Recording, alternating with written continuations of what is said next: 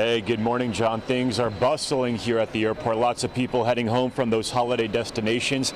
Now, just checked FlightAware, and the most delays we are seeing at this moment is at 90. We'll have to, of course, see how that shapes up throughout the day, but that is a much better picture than what we were seeing yesterday after that storm. That number was in the hundreds. So take a look. If you're heading to the airport anytime soon, this is what you're dealing with at those area airports.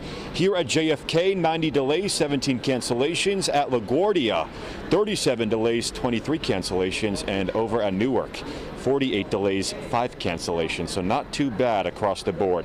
Travelers we spoke with hoping for the best on those trips, but understanding that delay headaches are part of that process, especially when you've got that winter weather. Take a listen. Low-key afraid that the flight would get canceled, but luckily the weather wasn't too bad. But yeah, I'm a little sad that we're coming in so super late again, because we're going to be very tired in the morning.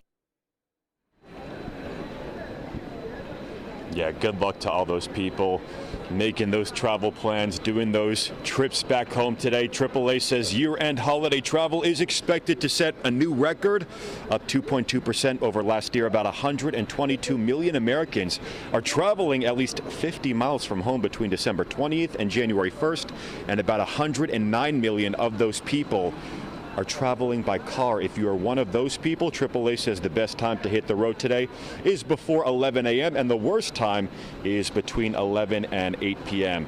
And this holiday season also delivering a big gift at those gas pumps. According to AAA, this is the cheapest December since, get this, the end of December 2020. We'll break down those numbers, those costs in our area, New York and New Jersey, coming up in the next half hour. But for now, we are live at JFK. I'm Angelo Bavaro, Pix 11 News.